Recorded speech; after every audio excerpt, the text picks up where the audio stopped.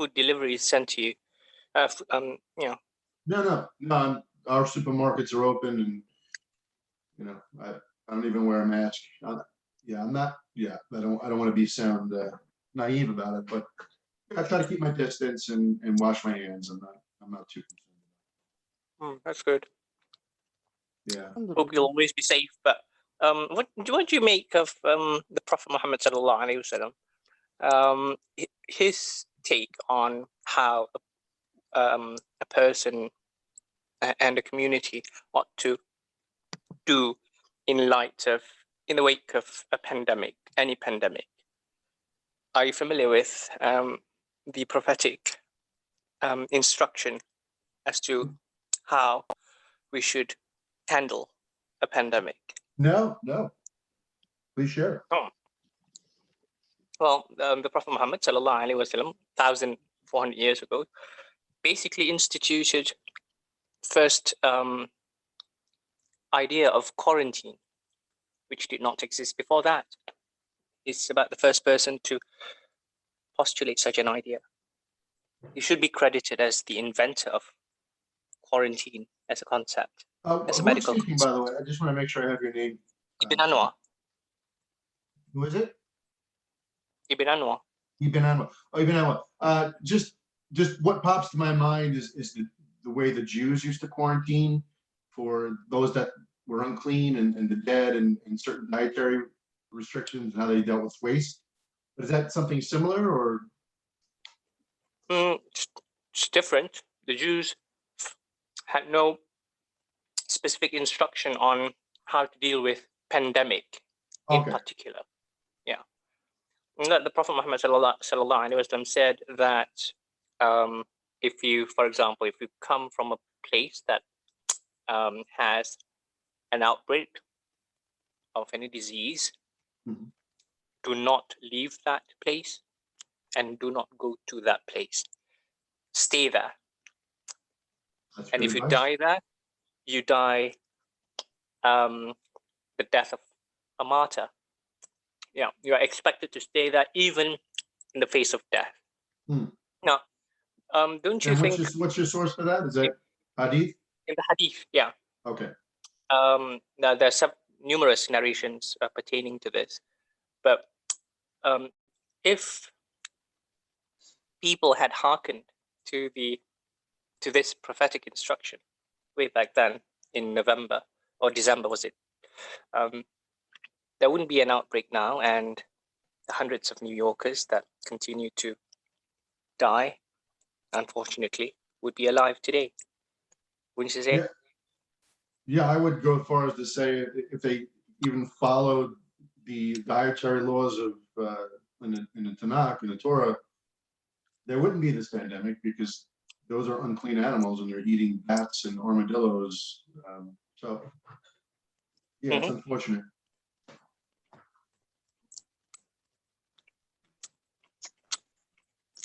So is this an open? Yeah. Is this an open discussion, or we have a? Yeah. Where's our fearless leader? Seems like it. Okay. Seems like an open discussion at the moment. Oh, okay. I think it's for everyone, inshallah. It should be fine. Open discussion, I think, until Kenny comes back, I think. Hello, Ijaz. Hi, Michael. How are you, Ijaz?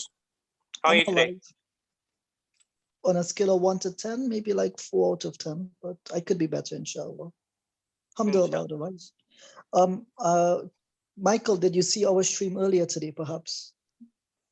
No, I don't even know what this is. You had a show earlier? Yeah, I did a couple of streams today, specifically on Easter and the Bible and Christianity. And I'm hoping, God willing, you can take a look at them and provide some feedback from a Christian perspective, God willing. We had a lot to say about the Bible and some of we spoke a lot about the Quran as well. We wanted to focus on the Islamic beliefs about Easter and the crucifixion. And it's not a topic that's very often discussed. Yeah.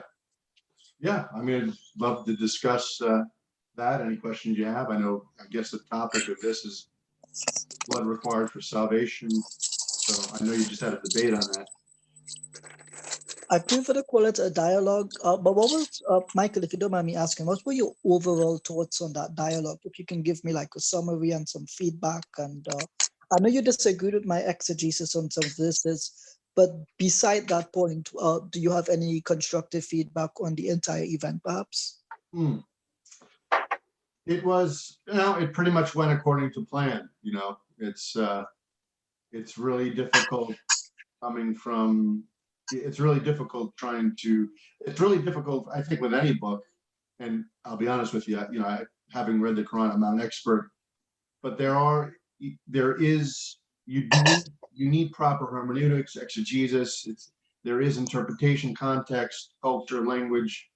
So, when you picked out some verses, from the Tanakh to support your position, it's difficult because, there are scriptures that would basically state to the contrary. And then how do you reconcile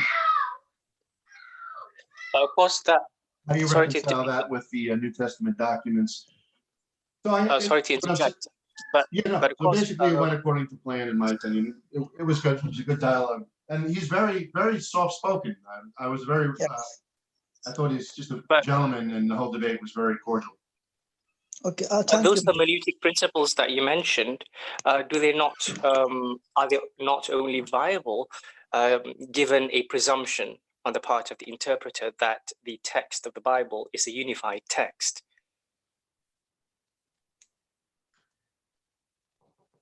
Are you saying to have a position like a Christian position, you need to have the Bible as a unified text? No, because you mentioned that picking up verses and abandoning other verses or ignoring other verses found elsewhere in the Bible is something that is a no-no in biblical hermeneutics. That you should take everything in its totality as a whole. Like the Quran, in the Quranic exegesis, for example, the Quran interprets the Quran, one of the primary principles of Quranic interpretation. But don't you think that particular principle, when it comes to the Bible, you would have to presume that the Bible, like the Quran, is a unified text with a unified It's the purpose. typical starting point, sure. I mean, especially for a Yeah. Christian. Which may not be the case if we look at the history of the Bible, of course.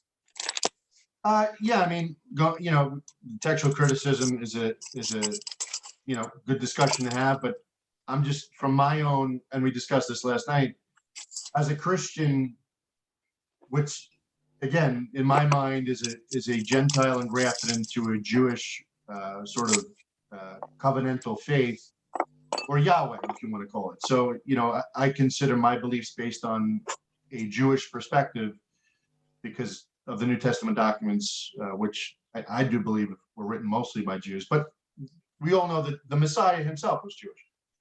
And so for me, we talked about this last night, how I see a very beautiful stream of cohesiveness, of a prophetic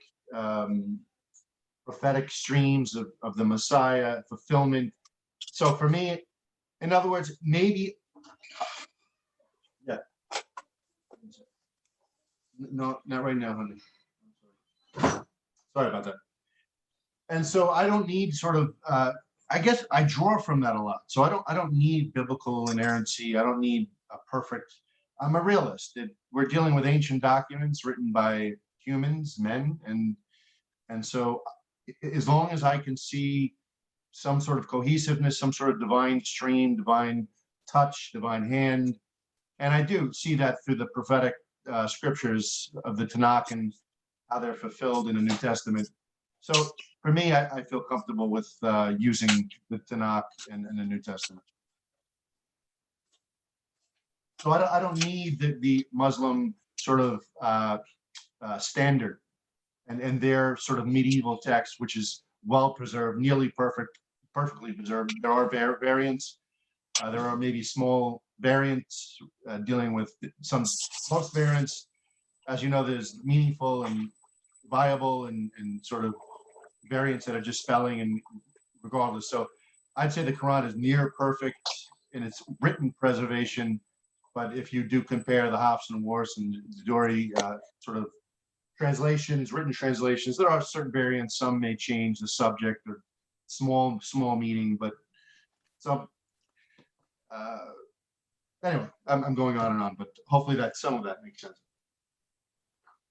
Michael, just on the Qira'at of the Quran, I know it's not the topic, but do you understand the Muslim beliefs about the Qira'at themselves? About the different, what do you call those? The Readings. Qur'an and the You can I just know- call I them know- the Qira'at. You can just say the readings if it's easier for you. yeah, I know that there's different readings. I know that there's different reciters that Qurans are based. I know that there's several different versions of the Quran based on different recitations. Is that correct? That would be slightly incorrect. So what I'll just like briefly recount like the Islamic view, and then you can you can ask me questions as we go along if you want. So at least for Muslims, there's only one thing known as the Quran, and that's a specific revelation given to us by God at a specific point in time. Now, I think I spoke with you on this. I may have previously, but Actually, it was over time. It wasn't in one moment, but I understand. yeah, we mean at a specific point in time, meaning that God is timeless, but that the revelation was within time. Does that make sense to you? Yes. Yeah. And so from our perspective, God revealed it in this form so that it can cater to the multiple tribes and to the multiple regions within Arabia, because they had different levels at which they could not just understand, but accept the rhetoric of the Quran itself. And so there's a brilliant study by a non-Muslim, Dr. Michael Cook. And in that 2004 paper he published, he said, okay, there's a bit of a problem here, not for Muslims, but for those who criticize the Quran. And so in this case, he points out that the variants that people think were like created later and whatnot, there's actually documentary evidence that they arose at the exact same time in cities hundreds of miles apart. And not just in like some places here and in some places there, in the exact same places. And so therefore he concludes that this can only be if it came from one original source. And of course, in the Muslim tradition, we say that Uthman, may Allah be pleased with him, when he distributed the codices of the Quran, the books of the Quran to the different regions, he catered the Qira'at or the form of the Quran to each region. So what they would consider more eloquent or easier to recite, that is what we catered to them. Does that make sense to you, Michael? Yeah, no, I'm very impressed with the preservation of the Quran. I don't particularly view it as a proof or evidence for divine inspiration, but for me personally, it's I respect it and I think it's beautiful. But Michael, if I may just add here, just briefly, work with me here. Yeah. Before the arrival of the Quran to the Arabs. Okay, let me just. Okay, there we go. So, Brother Michael, I do apologize for that.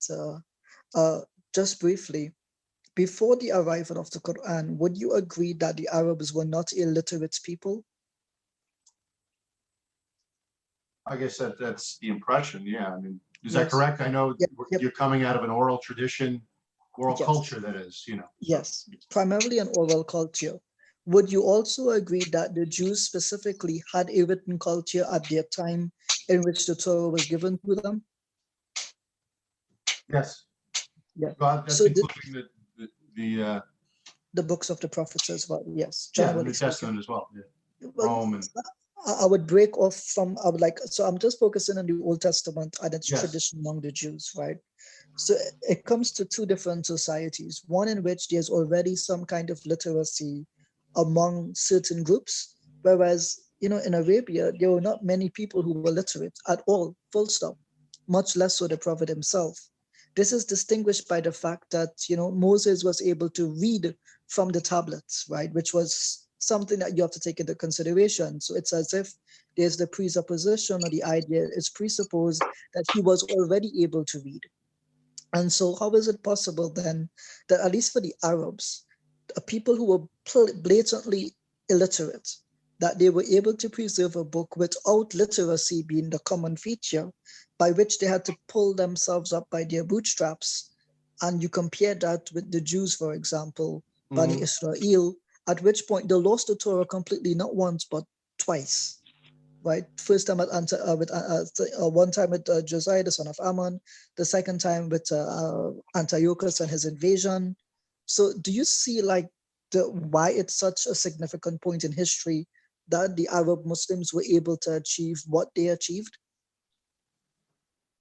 Yeah, well, I think in my mind, I see the focus of the Quran as being verbally dictated and sort of orally transmitted, because it wasn't just in other words, God gave the law to Moses, but it was I think it was quickly written down, but Muhammad never had the Quran written down, and it was maybe what 20 years later with Uthman where it was codified, or No, it was written at his time. In fact, he had between 55 and 65 well-known scribes.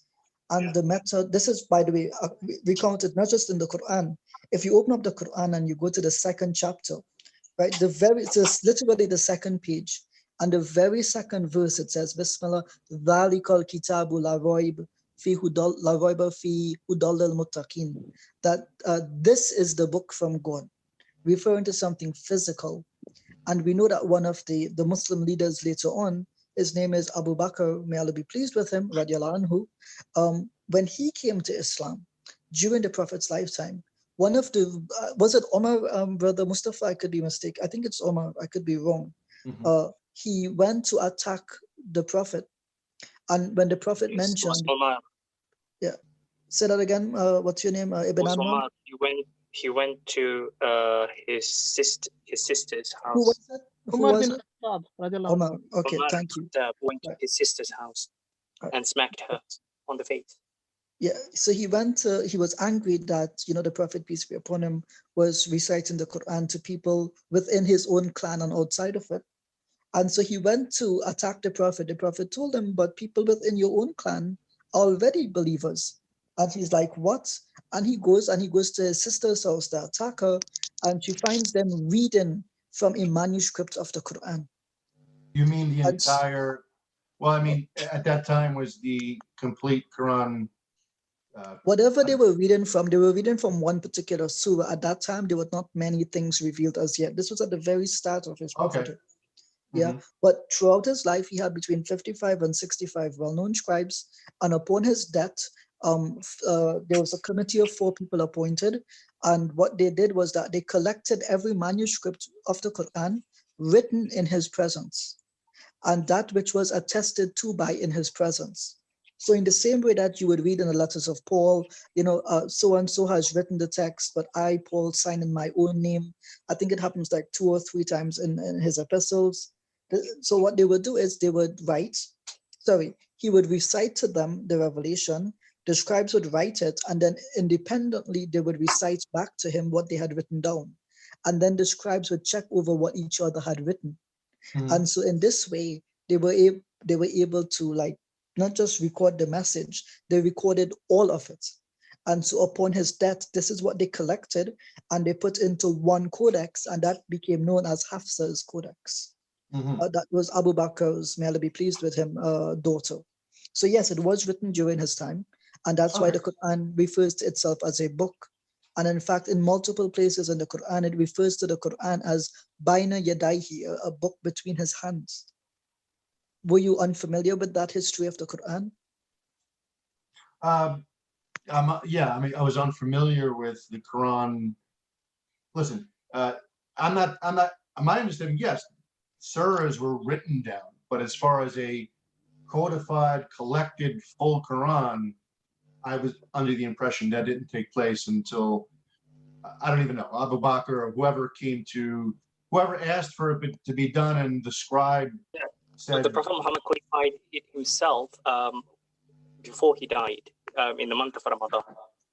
Twice. all right, so when, because this has been years, but I can recollect, I think it was a hadith that said when he was one of the guys was asked to collect the Quran or codify the Quran. He's like, How So can I do what Muhammad never Hmm? did, or Muhammad never asked to do, something like that? Are you familiar with that That's a hadith? good question, Michael. So at that time, the Arabs were not codifiers, so they would not copy and distribute the copies of the Quran.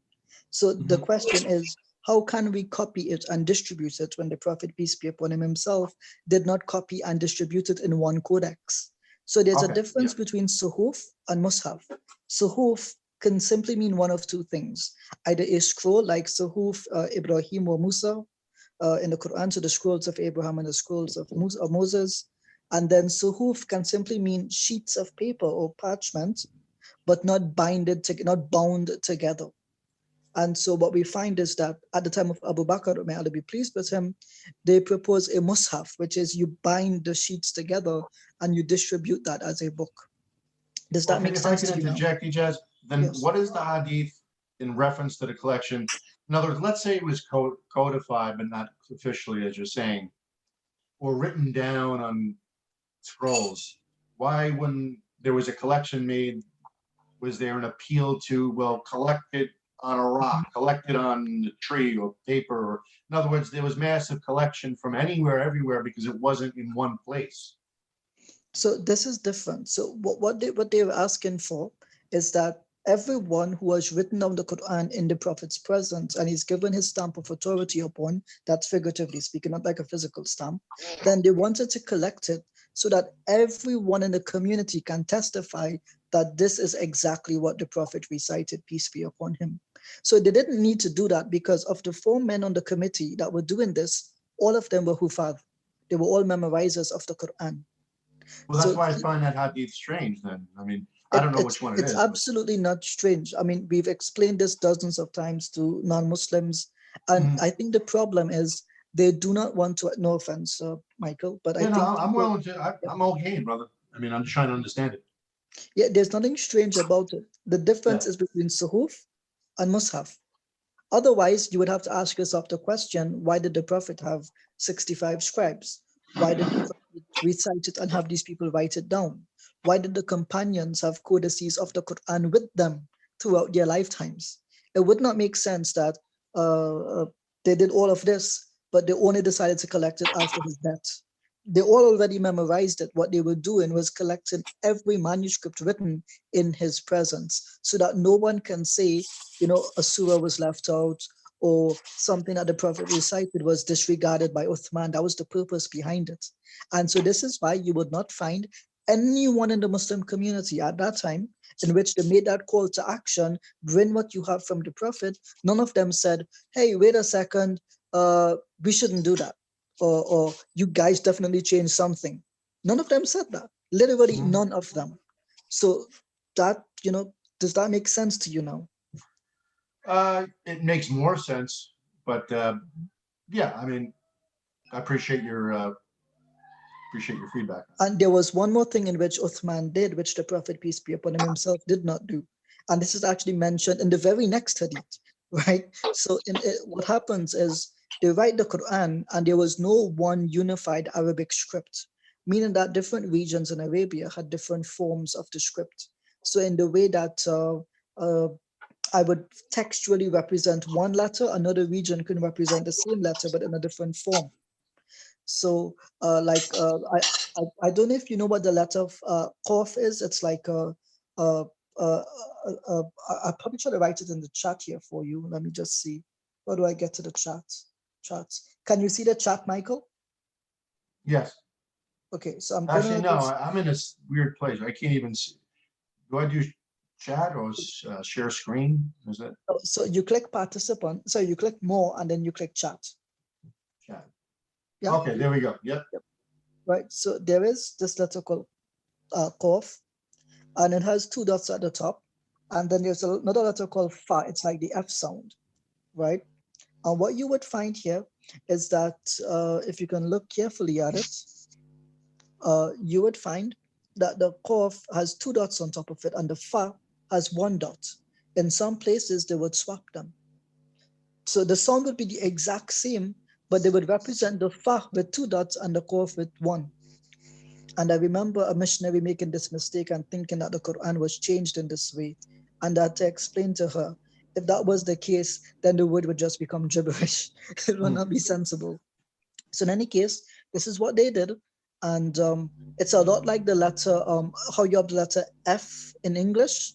It was the letter S was written a lot like the letter S. The letter F was written a lot like the modern day letter S. So I've got that swapped up. The letter S was written like a lot like the letter F. And so it would confuse people. And even the letter V sometimes in English was written, sorry, the letter U was written like the letter V. But no one says, wait a second, if I swap a U with a V, if you swap that in a word, it makes complete nonsense, to be sure. So the same thing applies to the Quran. And so Uthman, may Allah be pleased with him, he said, no, we will standardize the orthography or the way in which we represent the letters in the Quran. And a similar thing happened in the Bible. You will find like the name Matthew. If I could just write it out for you here in the Greek, it would often be spelled, it can be spelled this way. I don't know if you can see that in the chat. It can be spelled this way. And it can even be spelled, believe it or not, this way as well. Okay. Right. So no one comes and says, oh, well, wait a second, you spell it differently, therefore it's not the same name. No one says that, right? Because when you pronounce it, you get the same pronunciation. So it's it's a minor thing in history, but this was not done before Uthman. And this is one of the reasons why they were like, well, the Prophet didn't standardize the orthography, therefore how can we do it? But then they realized standardizing the orthography was not something problematic. It was something that the Prophet, peace be upon him, would have allowed. And so they all came to agreement on this. And so the hadith where you speak of, that is where their focus was. I hope that makes sense. Now, I do have to leave, unfortunately. I will be back, but Brother Mustafa, are you Thank you still for here? sharing, Egypt. Can I No say problem. something before Mustafa or after Mustafa, inshallah? Brother Mustafa, are you here? Yeah, I'm here, brother. Okay, I'm just about to leave the room. Jazakallah. Just keep an Yes, eye, inshallah. Thank you very much. Assalamu alaikum, guys. Bye-bye. yes, I will do. Yeah. Can I Carry, jump? brother, carry on, Yes. please. Yes, so sorry. Thank you, brother. Brother Michael, I'm gonna take you. I want to sidebar with you really quick, but maybe actually this is kind of related to the issue. But I just want to gauge. Sometimes we talk about the theory of things and we never experience them. And what I mean by that is, you know that in Islam the Quran is central, but I want to kind of illustrate how central it is to Islam through just a quick mention of a hadith in which the Prophet actually, was sitting with the man to basically preach with him, but the man started the conversation and went on and went on and went on, and when the Prophet's turn to speak, he asked him, "May I speak now?" And the man said yes. And he immediately began to literally read the Quran upon him. And that is because since the early days of the Quran, of Islam,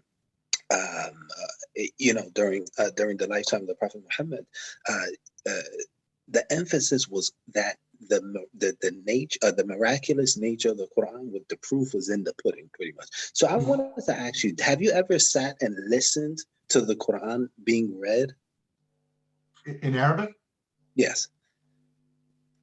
No, I haven't, but I can tell you the prayers are absolutely beautiful. And, I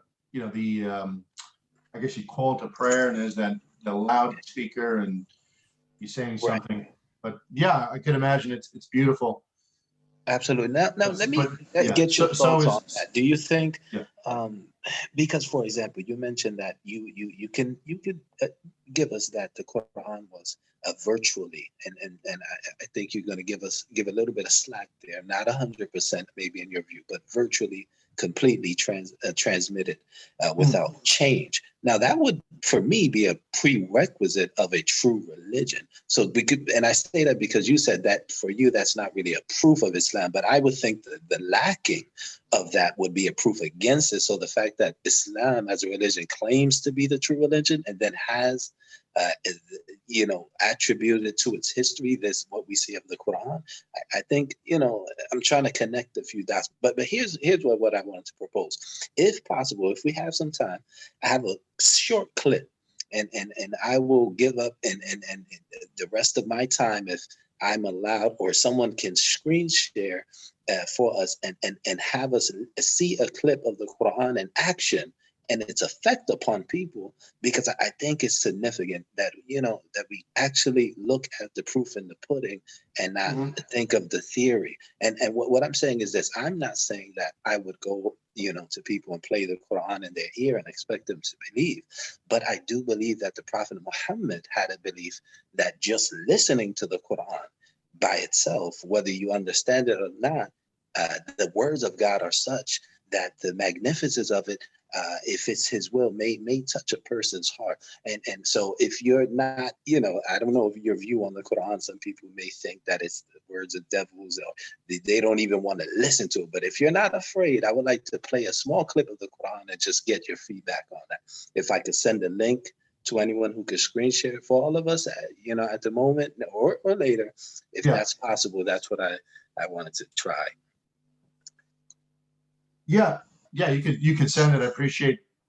Listen, I could understand. I kind of wanted to get your timely reaction, if it's possible to watch you it. Play it now. You want me to play it now? Well, I wanted to maybe see if Mustafa, as the host, may be able to screen share for all of us here.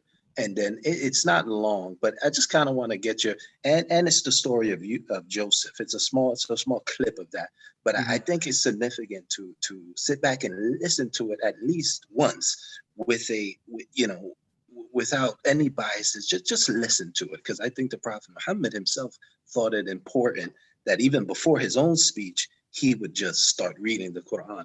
Well, Kareem, if I could just summarize, are you saying that because the Arabic language, when spoken, sounds eloquent and beautiful, that's a evidence for divine inspiration?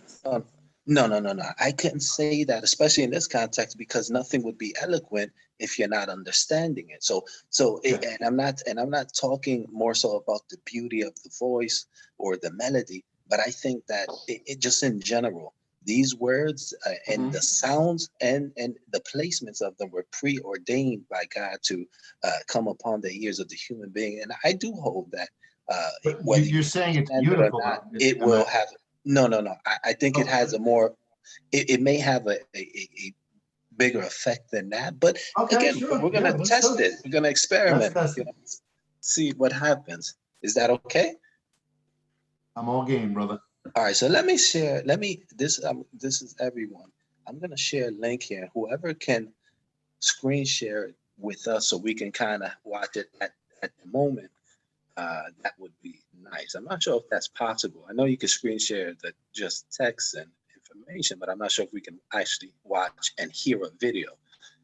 Is that possible? Anybody want to jump in and let me know? Maybe we're by ourselves here, Michael. I'm not sure. Possible. I think these are experienced Muslims, and they don't. This is too novice, I think, for some of them. Yeah. Well, I mean, the Prophet Muhammad sallallahu alaihi wasallam, when he sat, you know, in front of what could be probably argued as one of the greatest poets of his time, and after the man, you know, finished speaking, the Prophet, you know, without even he already asked him, "Can I speak?" Now he began to read Quran upon him. So I think that we sometimes downplay the Quran in itself, and we only talk about the theory and the concepts in the Quran. But I think just listening to it and just seeing, you know, the Quran in action and living action upon humans, and so you'll have to use it yourself, because I can't share it. I'm trying to copy it, but it's not allowing me to copy the link. So it's only the person who's actually using it. So there's no way you can do it, can you? I can probably, but see. It's not allowing me. I'm trying to copy it, but it's not letting me copy it. Or else I would have played it now from my. Also, maybe I have to send it to your direct messenger on Facebook. Messenger or something. Yeah. Yeah. If you can do that, then it'll work. And that way you can find it. All right. I'll try to. But... Okay. Yeah. I gotta find where you're at. Okay. So yeah, if you guys want to continue speaking before we get there, but yeah, I kind of just want to experiment and get your real-time reaction. What did you think? Even because you're actually going to see some visuals that you may have questions about, in terms of, what's going on the visual scale. But what I'm going to send it now, basically what you're going to see is a person reading the Quran from memory. You're going to have the translation at the bottom, but I feel it's significant to see the Quran in action because for a few reasons, but I guess we could discuss that later. Let me send this to Mustafa, and there he has it now, so maybe he can pull it up and show it to us. You found it there, right, Mustafa, in your Facebook Messenger? Yes.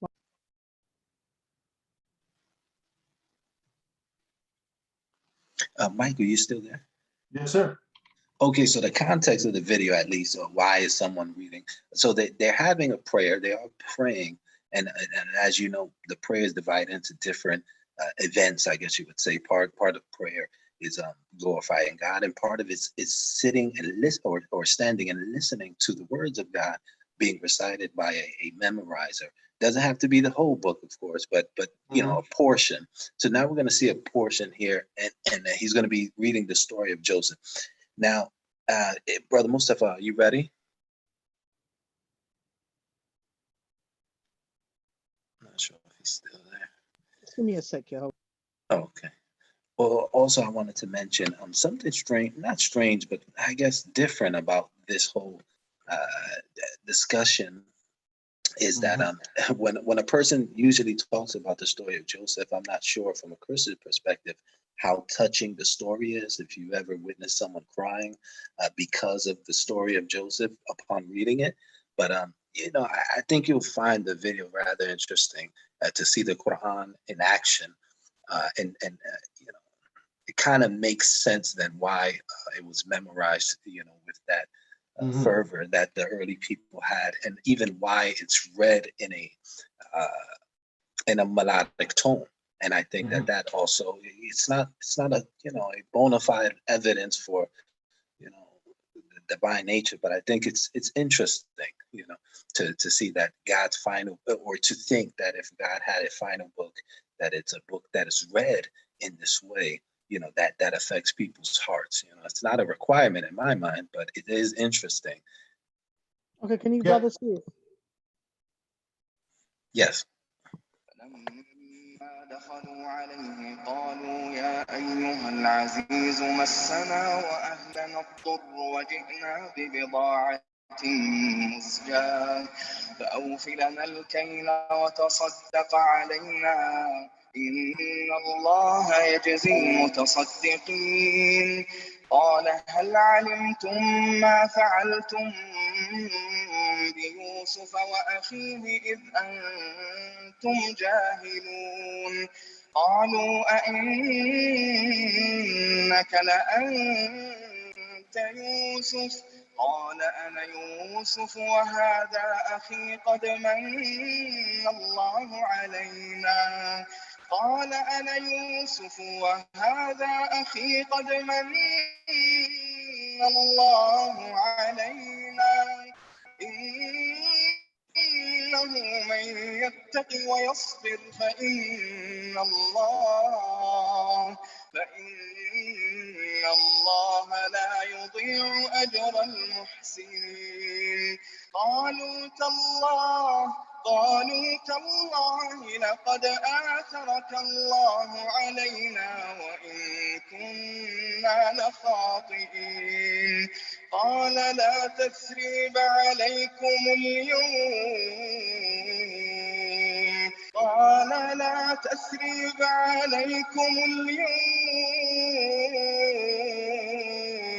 يغفر الله لكم وهو أرحم الراحمين اذهبوا بقميصي هذا فألقوه على وجه أبي يأت بصيرا وأتوني بأهلكم أجمعين ولما فلما فصلت العير قال أبوهم إني لأجد ريح يوسف قال أبوهم إني لأجد ريح يوسف لولا أن تفندون قالوا تالله إنك لفي ضلالك القديم فلما أن جاء البشير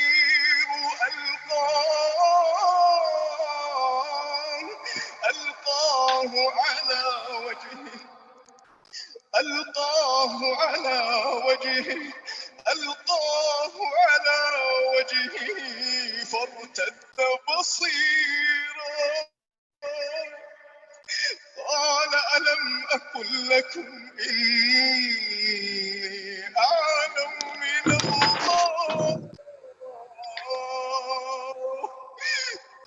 قال ألم أقل لكم إني أعلم من الله ما لا تعلمون قالوا يا أبانا استغفر لنا ذنوبنا إنا كنا خاطئين قال سوف أستغفر لكم ربي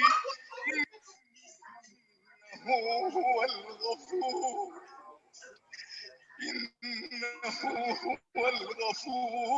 الرحيم فلما دخلوا على يوسف آوى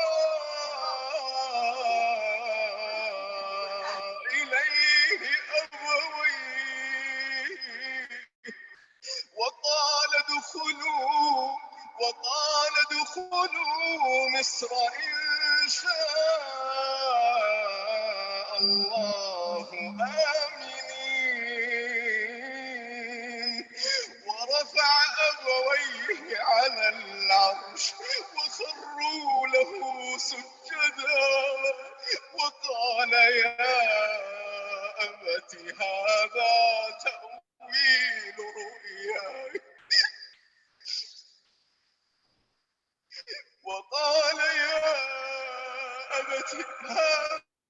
تأويل رؤياي وقال يا أبت هذا تأويل رؤياي من قبل قد جعلها ربي حقا وقد أحسن بي إذ أخرجني من السجن وجاء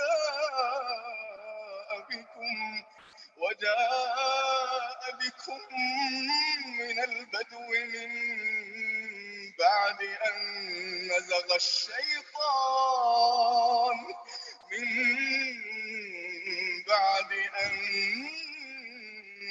الشيطان بيني وبين إخوتي إن ربي لطيف لما يشاء إن ربي لطيف لما يشاء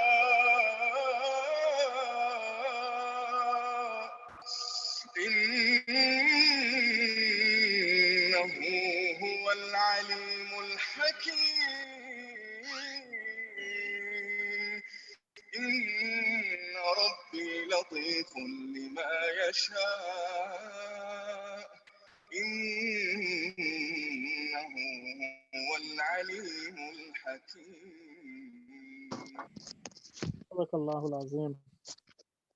Prophet Muhammad, peace be upon him, said, a drink. Thank you for sharing that. Appreciate that.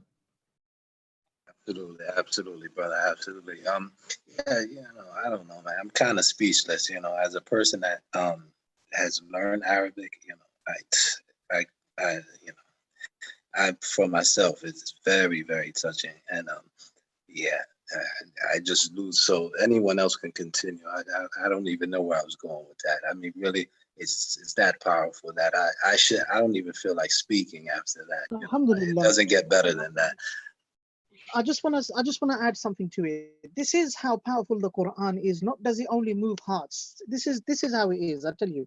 So Prophet Muhammad sallallahu alaihi wasallam, from the time revelation came to him, he was persecuted. Him and his companions were forced to leave Mecca. They were wars were taking place. Families were separated. So much was happening. Now, this is purely because Prophet Muhammad ﷺ received revelation from Allah, and the Quraysh, which are the pagans, they were not happy with this, what was taking place. Now, imagine this. Prophet Muhammad ﷺ, for 23 years now, revelation was coming. Prophet Muhammad ﷺ and him and his companions were persecuted. They were left, they were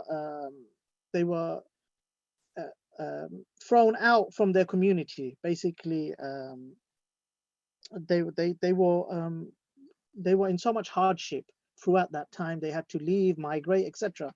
All the mushrik had to do, all the mushriks, the pagans had to do was produce one surah, one Quran, one chapter like the Quran. That's all they had to do, and none of this would have happened. It could have all stopped.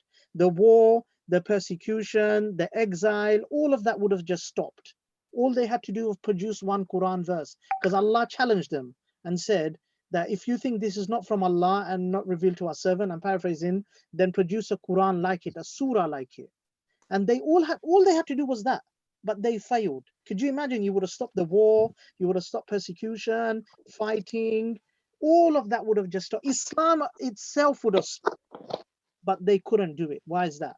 Why were the best of the best Arab speakers, the best of the best linguistically, the Arab speaking community, they were not able to produce something like the Quran if they believed this Quran was from God?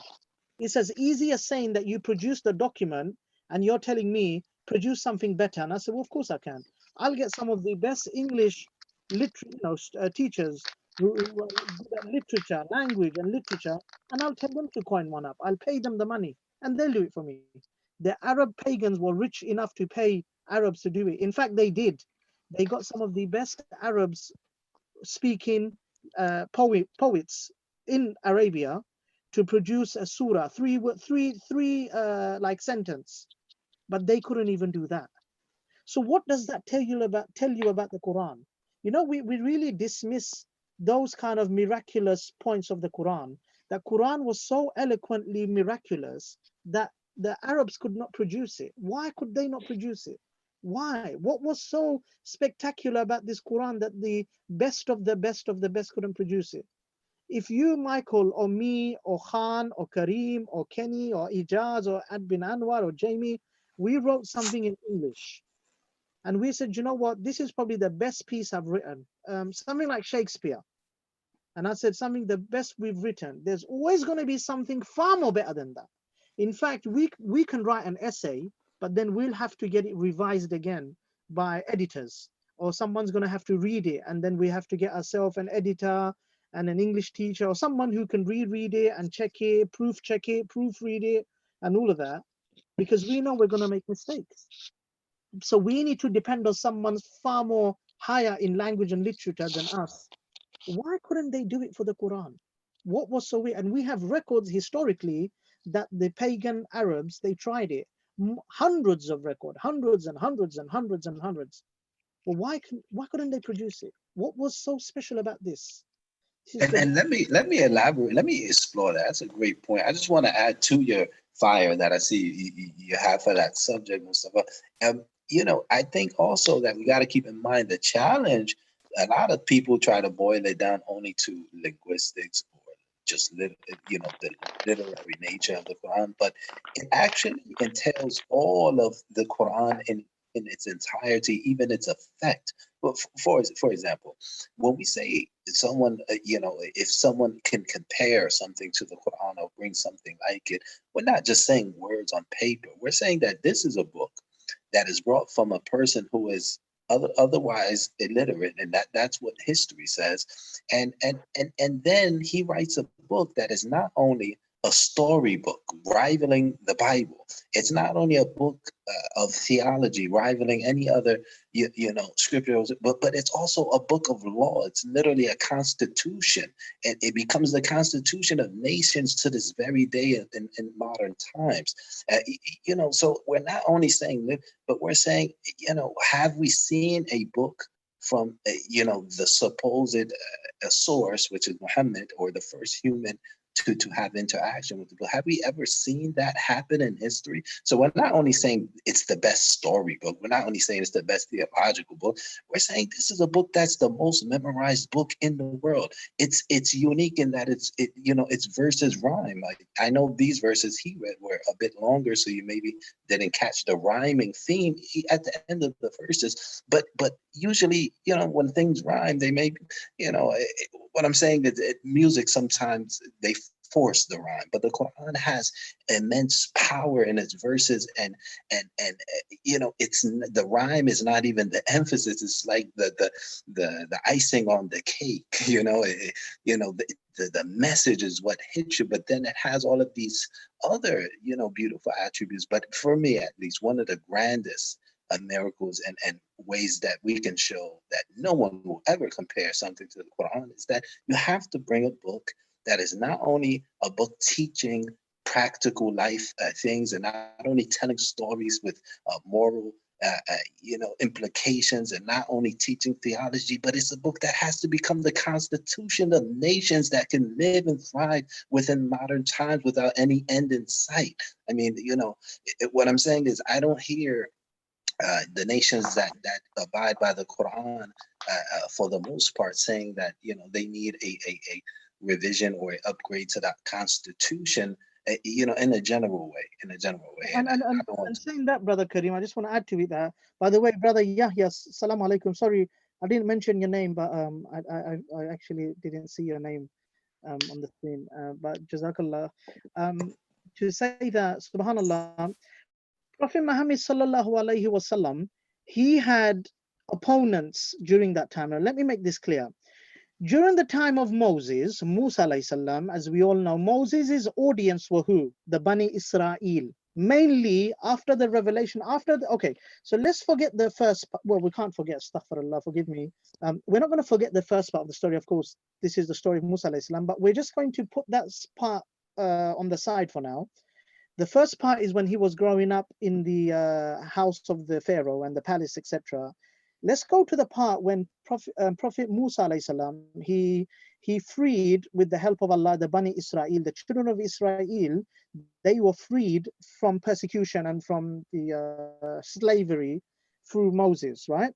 So now they've come out from Egypt, and Musa alayhi salam, Moses, peace be upon him, receives the Torah, the law, the 10 Commandments. So now who are his audience? They are none but the Bani Israel, only the Jews. His audience are not the pagans. His audience are not the Christians. There were no Christians. His audience are not the Buddhists, the Hindus. They were only the Bani Israel, right?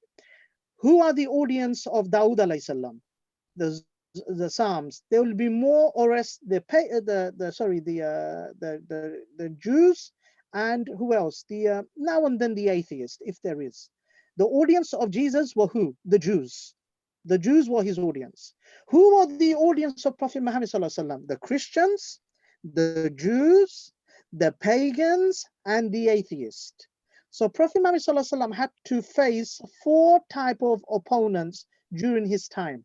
Now the Quran is being reviewed by 4 type of within the community of 4 different types of audience: the pagans, the Jews, the Christians, and the atheist. Imagine this, subhanallah. Yet we find no Jew, no Christian, no pagan, no atheist coming to the pagans, no Jew or no Christians, and preaching to them about monotheism. When do you find historically in Mecca or Medina the Christians or the Jews preaching to them about monotheism? We don't find any historical data. Yet we find Prophet Muhammad sallallahu alaihi wasallam preaching to the Jews, to the Christians, to the atheists, and to the pagans about Islam.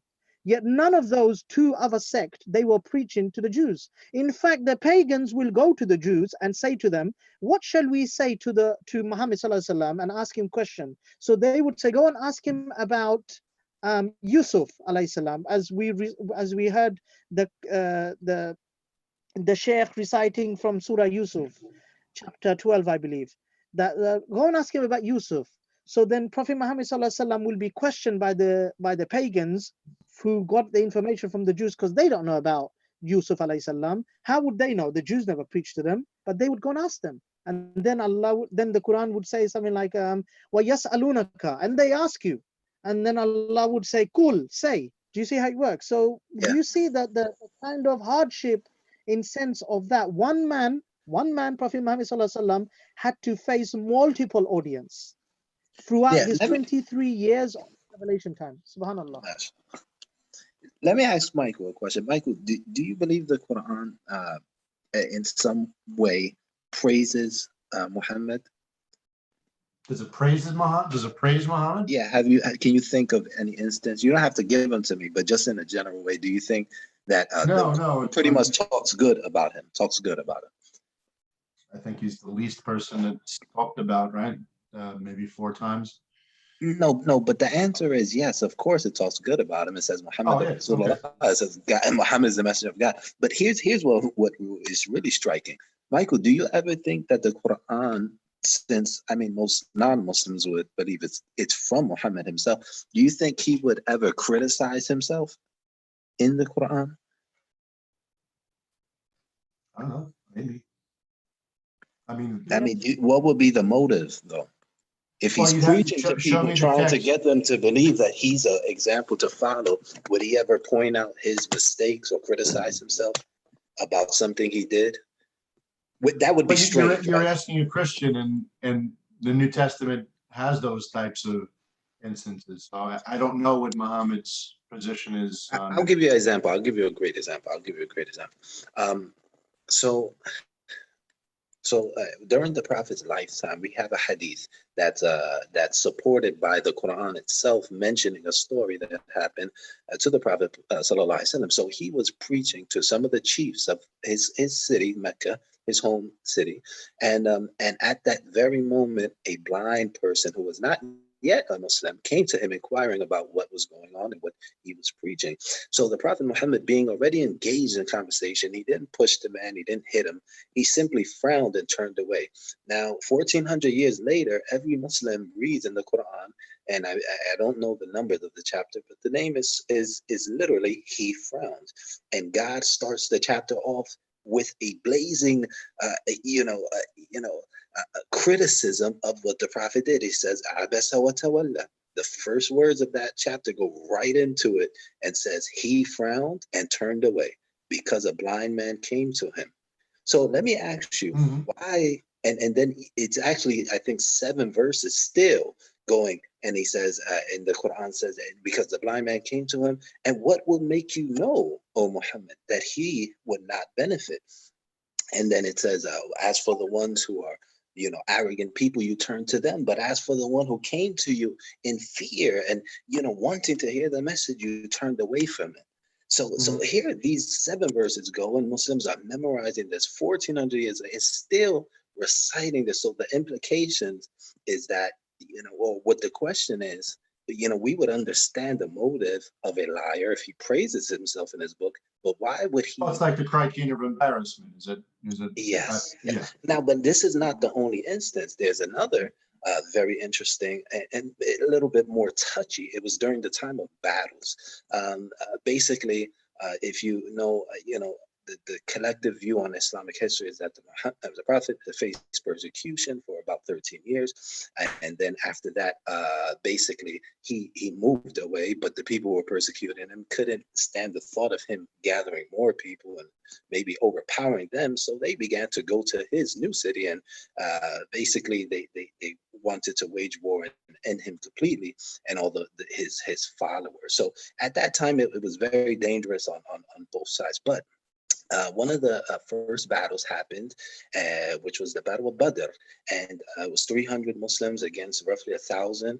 The Muslims on that day were victorious. However, when the war was over, the Prophet took war captives.